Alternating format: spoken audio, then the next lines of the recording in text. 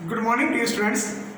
आज हम कक्षा 10 या 10th विषय हिंदी की पाठ्य पुस्तिका सहायक पाठ्य पुस्तिका संचयन भाग 2 का पाठ संख्या 2 सपनों के से दिन, जिसकी लेखक है गुरुदयाल सिंह जी। इनके द्वारा लिखित अपने शिक्षा के जीवन काल के दरमियान उनके द्वारा प्राप्त की गई उपलब्धियाँ या उनके द्वारा अपने बाल्यकाल या शिक्षा के काल के दरमियान जो उन्होंने अपने अनुभव महसूस किए, उन अनुभवों की स्मृतियाँ इस पाठ के माध्यम से बताने का प्रयास किया। गुरुदयाल सिंह जी ने इस पाठ के माध्यम से बालक को अपने जीवन के बाल्यकाल के अनुभव या जब शिक्षा प्राप्त करता है तो उस दरमियान वो अनेक प्रकार की ऐसी घटनाएं भी कह सकते हैं या ऐसी कुछ बातें कर लेता है जो सदैव उसके जीवन में उसके साथ चलती हैं, चाहे वो बुढ़ापे में चला जाए या और भी जीवन काल में चला जाए, तो उस दरमियान उन बातों या उन स्मृतियों या उन यादों को अपने साथ सदैव रखता है। उन यादों को ही इस पाठ के माध्यम से लेखक ने हमें बताने का प्रयास किया है। तो आइए इस पाठ से संबंधित कुछ जो जानकारी है, स्मृतियाँ हैं गुरुदयाल सिंह जी की, और हमें भी इन बाल्यकाल की कुछ स्मृतियों को स्वयं को याद रखने के लिए प्रेरित करने का इस पाठ के माध्यम से प्रयास किया। तो आइए सबसे पहले हम इस पाठ के लेखक गुरुदयाल सिंह जी का जीवन परिचय जानने का प्रयास करते हैं, उसके बाद पाठ की विषय वस्तु जानने का प्रयास करेंगे। गुरुदयाल सिंह जी का जन्म 1933 में माना जाता है। उनका जन्म पंजाब के जैतो कस्बे में 10 जनवरी 1933 को एक साधारण दस्तकार परिवार में जन्म हुआ। कहते हैं कि गुरुदयाल सिंह ने बचपन में कीलों और हथौड़ों से काम लेते हुए शिक्षा पूरी की और कलम पकड़ी। 1954 से 1970 तक स्कूल में एक अध्यापक रहे। पहली कहानी 1957 में पंचदरिया पत्रिका में प्रकाशित हुई। जब वे कॉलेज में प्राध्यापक यानी लेक्चर हुए तो अपने ही उपन्यास पढ़ाने का मौका मिला। अंततः यूनिवर्सिटी में प्रोफेसर के पद से अवकाश ग्रहण कर लिया, यानी छुट्टी ले ली। गुरुदयाल ठेठ ग्रामीण परिवेश और भावबोध के लेखक के रूप में जाने जाते हैं। बड़े सहज यानी साधारण रूप से वे अपने पात्रों का खेतीहर मजदूरों मान खेतों में काम करने वाले मजदूरों, पिछड़े और दलित वर्ग के लोगों के बीच से करते हैं, जो सदियों से अपने समाज की उस दूषित व्यवस्था के शिकार हैं, जो पीढ़ी दर पीढ़ी उनकी शारीरिक हड्डियों को ही नहीं ग्लानि रही, उनकी पूरी मानसिकता को दीनहीन और बेबस बना हुई है।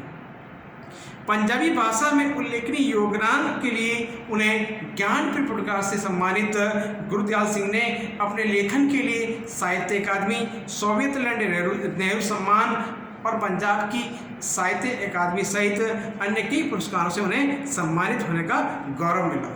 उन्होंने बतौर लेखक कई देशों की यात्रा भी की। उन्होंने अब तक 9 उपन्यास, 10 कहानी संग्रह, 1 नाटक, 1 एकांगी संग्रह, बाल साहित्य की 10 पुस्तकें और विविध गद्य की 2 पुस्तकें की रचना की। गुरुदयाल सिंह की प्रमुख कृतियाँ हैं मणि का दीवा, अथ चांदनी रात, 5वां पहर, सब देश पराया, सांझ सवेरे, ये जो आत्मकथाएं, क्या जानूं मैं कौन हूँ, ये उनके द्वारा लिखित सारी पुस्तकें। इन्होंने अपने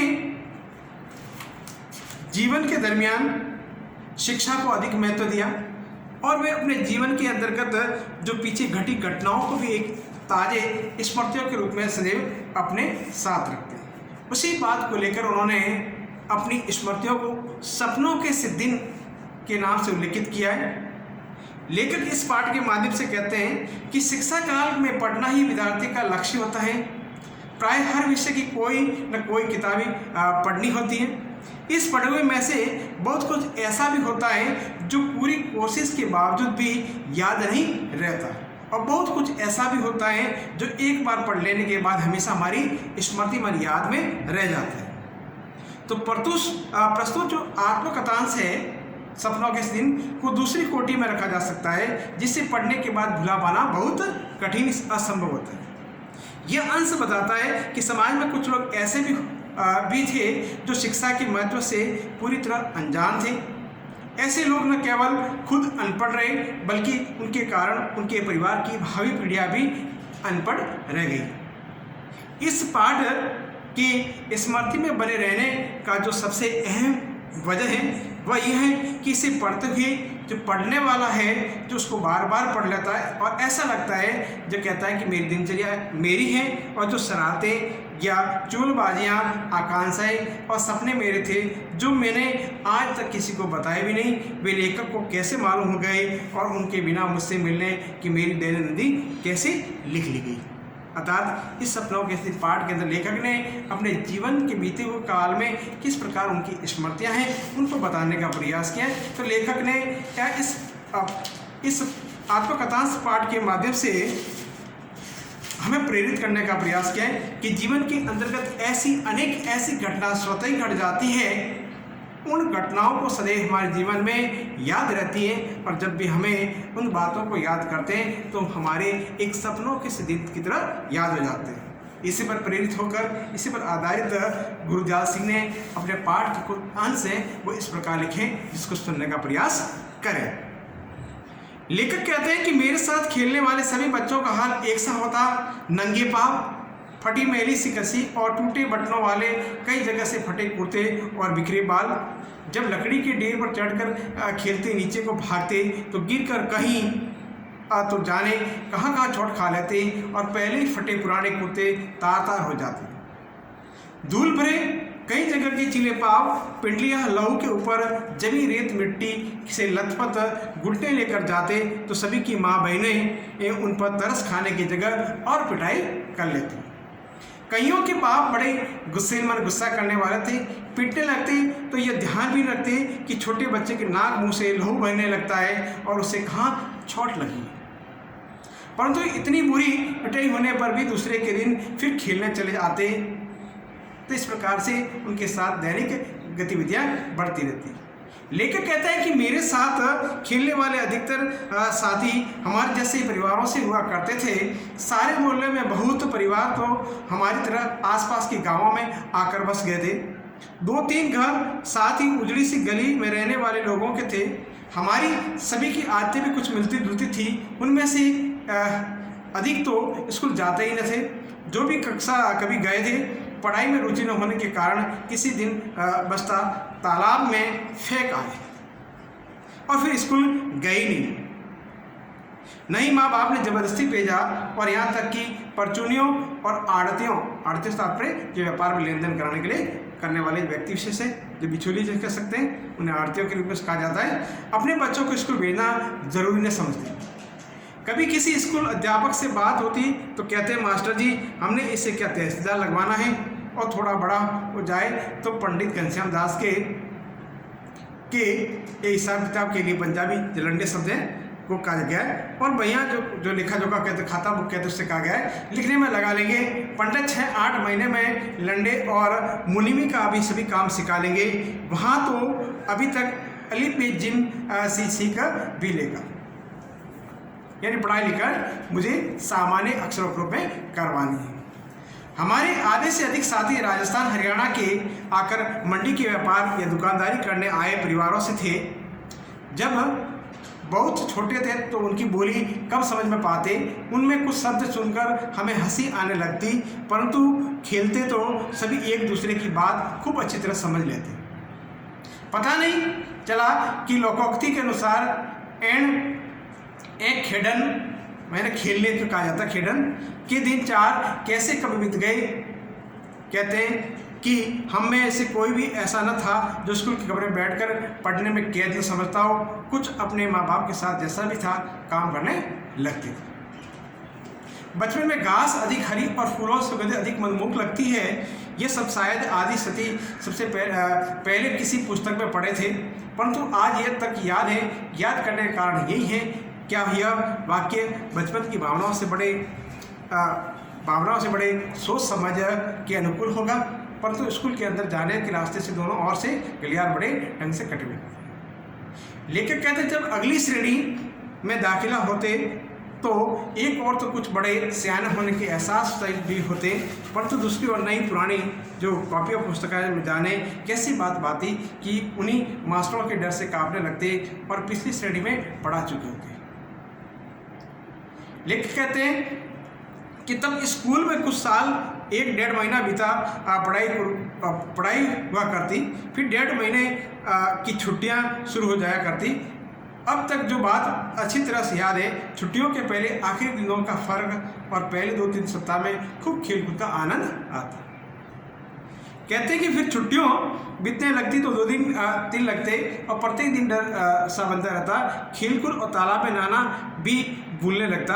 मास्टरों ने जो छुट्टियों में करने के लिए काम दिया जाता तो उसका हिसाब किताब लगाने लगते, जैसे हिसाब में मास्टर जी 200 से कम सवाल कभी ना बताते।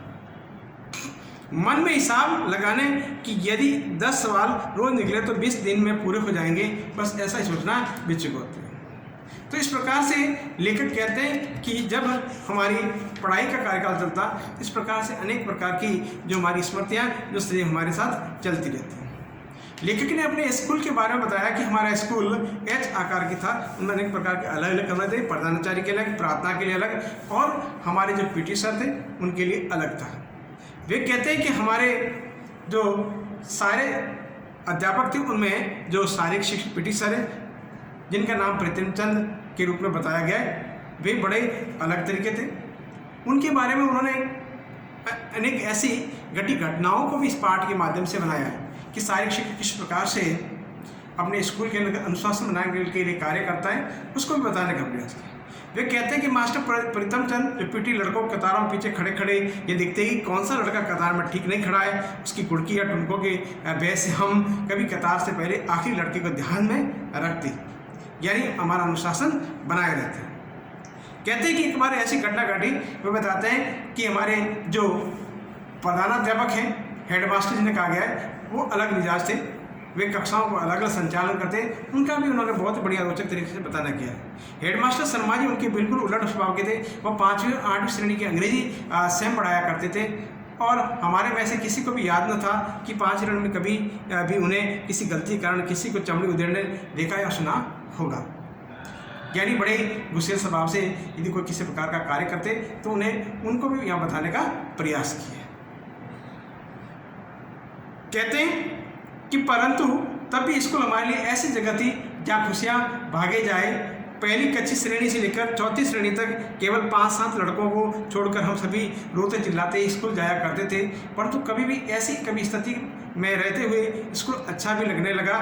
जब स्काउटिंग का अभ्यास करवाते तो PT साहब नीली पीली झंडियों हाथों में पकड़कर 1 2 3 कहते, झंडियाँ ऊपर नीचे दाएं बाएं करवाते, हवा में लहराते, तो हमें बड़ा ही आनंद का महसूस हुआ। तो इस प्रकार से हम किसी क्लास से अगली श्रेणी में प्रवेश करते गए और हमें इस प्रकार से ज्ञान बढ़ता गया। वे कहते हैं कि हमारा जो विद्यालय का शिक्षा था वो बिल्कुल अलग मिजाज का था। हम पढ़ने के लिए अलग तरीके से वहाँ पहुँचते तो वहाँ का वातावरण देखकर हमें कभी कभी अलग तरह का माहौल बन जाता।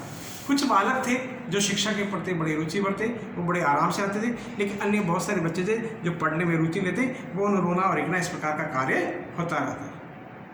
वे कहते हैं कि हर वर्ष अगली श्रेणी में प्रवेश करते समय मुझे पुरानी पुस्तकें मिला करती थी। हमारे हेडमास्टर शर्मा जी भी एक लड़के को उसके घर जाकर पढ़ाया करते थे, जो धनाढ़े लोग थे उनके घर पर अध्यापक पढ़ाने जाते, जिन्हें हम ट्यूशन भी कहते हैं।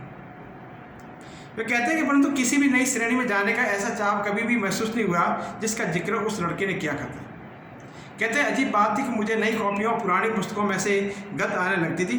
यानी पुरानी जो पुस्तकें होती उनमें एक बड़ी सुगंध, यानी शिक्षा के प्रति उनका इतना लगाव होता है, उसमें अपने आप में सुगंध महसूस करते।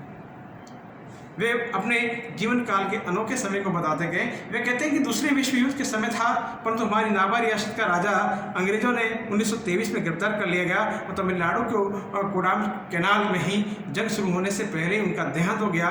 उस राजा का बेटा कहते हैं अभी विलायत में पढ़ रहा है, इसलिए हमारे देसी रियासत में भी अंग्रेज ही चलती थी। फिर भी राजा के न रहते अंग्रेजी हमारी रियासत में गाँवों में जबरन भर्ती नहीं कर पाया था। लोगों को फौज में भर्ती करने के लिए जब कुछ अफसर आते तो उनके साथ कुछ नौटंकी वाले भी हुआ करते थे। वे रात को खुले मैदान में सामियाने लगाकर लोगों को फौज के सुख आराम और बहादुरी के दृश्य दिखाकर आकर्षित क्या करते। उनका एक गाना अभी भी याद है जो इस प्रकार से इन्होंने बताने का प्रयास किया कि भर्ती हो जा रही रंगरूट, रंगरूट माने नए सिपाही को कहा गया है जो प्रथम दृष्टयान भर्ती होने के लिए जाता है, फिर उसके बाद ट्रेनिंग होने के बाद एक सिपाही बन जाता है कि भर्ती हो जा रहे अठे मिले से टूटे लीतर उठे मिले हैं बूट। या टूटे लीतर से मतलब टूटे हुए जूते चप्पल से कहा गया है और वहाँ पर मिलते हैं बढ़िया बूट। भर्ती हो जा रहे रंगरूट, भर्ती हो जा रहे रंगरूट, अटे पहन ले फटे पुराने उठे मिले हैं सूट। यहाँ पर आपको जो कपड़ा मिलता है फटा पुराना मिलता है, लेकिन यहाँ पर आपको सूट बूट मिलता है। तो इस प्रकार उनको लोक लुभावने इस प्रकार के शब्दों का प्रयोग कर किए जाते हैं। वे कहते हैं कि कभी कभी हमें महसूस होता है कि हम फौजी जवानों से कम नहीं हैं। धोबी की धूली वर्दी और पॉलिश किए बूट और जुराबों में पहने जब स्काउटिंग की परेड करते हैं तो लगता है हम भी एक फौजी हैं। तो देखिए इस प्रकार से लेखक ने अपने जीवन की शिक्षा के समय यानी पढ़ाई के समय जो स्मृतियाँ हैं वो इस पाठ से बताने का प्रयास है। उसके साथ साथ उनके पीटी सर जो प्रीतम संजय उनको द्वारा किए गए बालकों के साथ व्यवहार के कारण जब उन्हें विद्यालय के ही प्रधानाध्यापक हेडमास्टर उन्हें निलंबित करवा देते हैं, तो देखिए उनका किस प्रकार से रहन सहन बदल जाता है, वो किस प्रकार अपना जीवन यापन करते हैं, उसको भी यहाँ पर लेखक ने बताने का प्रयास किया है कि किस प्रकार से उनके साथ व्यवहार किया गया। वे कहते हैं कि फिर कई सप्ताह तक जो टाइम होने के उनको निलंबित करने के बाद वे कहते हैं कि फिर कई सप्ताह तक पीटी मास्टर स्कूल नहीं आए। पता चला कि बाजार की दुकान से ऊपर उन्होंने छोटी सी खिड़की वाला चौबरा किराए पर ले रखा है और वहीं पर आराम से यानी घर पर ही रह रहे हैं। तो देखिए इस पाठ के अंतर्गत लेखक ने अपने जीवन की अमूल्य स्मृतियों को बताने का प्रयास किया। वे कहते हैं कि जीवन की ऐसी कुछ घटी घटनाएं जो बाल्यकाल की वो सदैव अपने साथ रहती हैं और हम किस प्रकार को स्मृतियों को सदैव रखकर अपने साथ लेकर चलते हैं। तो देखिए ये पूरी सपनों के इस जैसी कहानी है जो आत्मकथांश के रूप में लेखक ने बताने का प्रयास किया है। इस कहानी के अंदर यदि आपको पाठ पढ़े इसमें से कोई किसी प्रकार का आपको डाउट है या कोई संदेह है तो बेझिझक मुझे व्हाट्सएप या वॉइस मैसेज के माध्यम से पूछ सकते हैं। इससे रिलेटेड जो भी अतिरिक्त जो क्वेश्चन होंगे या इससे रिलेटेड हमारी बोर्ड में जो आने वाले किस प्रकार के क्वेश्चन हैं उनको हम आपके साथ में शेयर करेंगे। धन्यवाद।